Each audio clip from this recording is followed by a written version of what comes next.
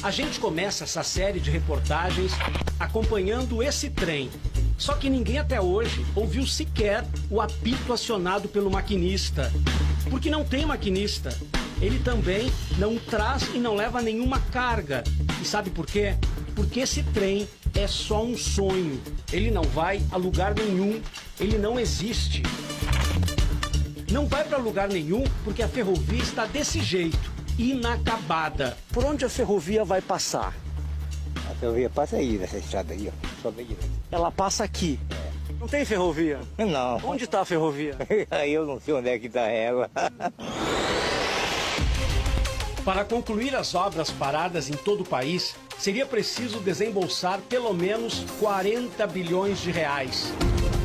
São creches e escolas, hospitais e unidades de saúde, obras de saneamento, aeroportos, rodovias, milhares de estruturas que poderiam estar beneficiando a população e estão assim.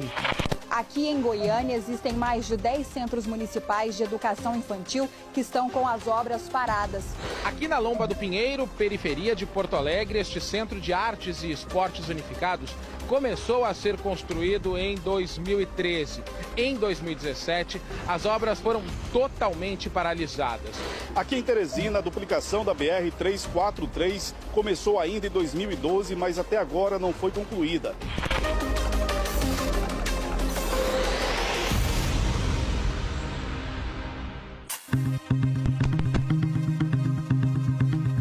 A estrada de ferro começou a ser construída em 2011.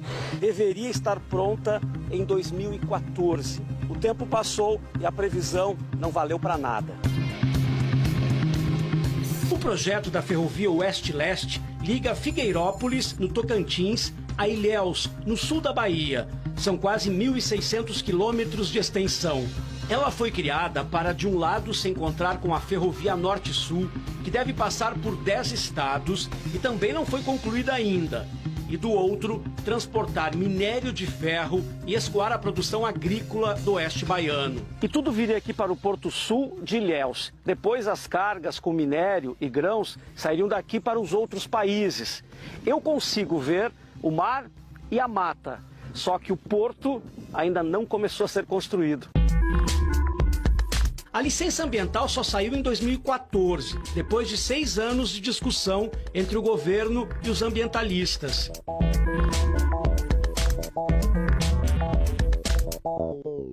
O desembargador Fábio Prieto conhece bem este impasse, que quase sempre chega aos tribunais e contribui para atrasar as obras em todo o país. Você tem uma sobreposição.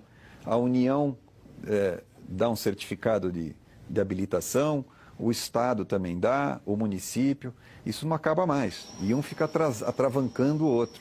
E nós tornamos a burocracia, que era ruim, ainda pior. E quando parecia que as coisas iam engrenar, o governo da Bahia informou que faltou dinheiro para a obra sair do papel. Por que que o porto começa como sendo um porto público, de repente ele é um porto privado, aí depois aparece já o governo como sócio, apenas com 2% da sociedade e não tem recurso? Nenhum investidor vai colocar um investimento num porto se a ferrovia que traz as mercadorias para o porto não estiver sendo executada.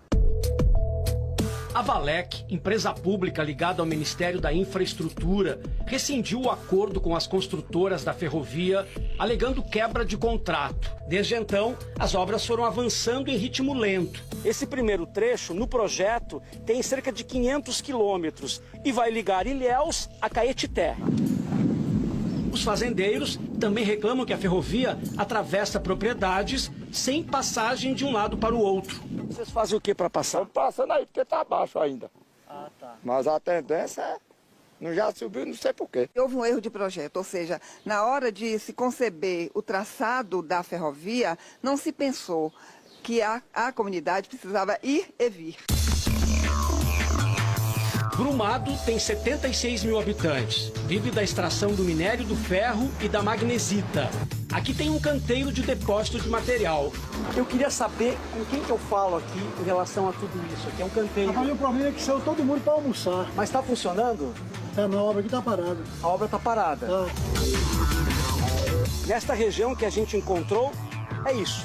uma montanha de brita, um traçado da ferrovia com essas pedras, uma ponte e mais nada. O atraso na conclusão da ferrovia complica a vida dessa mineradora, que quando começar a operar, vai produzir cerca de 18 milhões de toneladas de minério de ferro por ano. De fundamental importância para o sul e sudoeste da Bahia, quando ela vai permitir uma mudança do desenvolvimento econômico do Estado. Quando a gente tiver em instalação, serão 10 mil empregos gerados, de forma direta, indiretamente 20 mil empregos gerados. Uma das principais obras de infraestrutura é essa, a do viaduto do trecho 4, que já está em pé, mas também não tem nenhum trilho. Aqui termina o trecho 4, que fica em Caetité, dá uma olhadinha. E o trecho 5, que vem lá do Rio São Francisco, ele vai chegar até aqui. Mas se a gente olhar, olha aí, ó, é mata, mata, mata. Prejuízo para nós que estamos pagando frete mais caro para exportar, prejuízo para o governo que tem uma obra que ainda não está em atividade, ou seja, não está rendendo impostos, nem está rendendo benefício de custo de produção para os produtores, e prejuízo para a sociedade que está pagando a obra sem poder usufruir dessa obra. E olha que os agricultores foram os primeiros a defender a construção da ferrovia.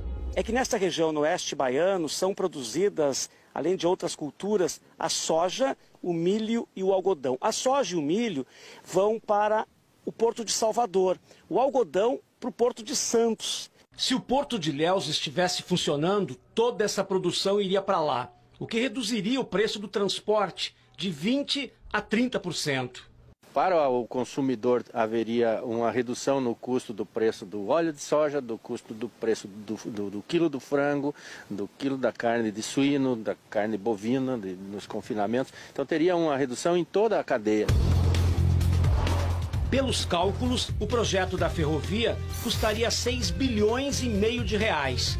Mas quanto mais demorada a obra, mais cara fica. Não há recurso hoje para a gente aplicar na ferrovia e terminar a obra. Então qual é a estratégia? É trabalhar com iniciativa privada. Nós estamos estruturando uma concessão. Eu acredito que é uma licitação que pode ocorrer no primeiro semestre de 2019, mais tardar no início do segundo semestre de 2019.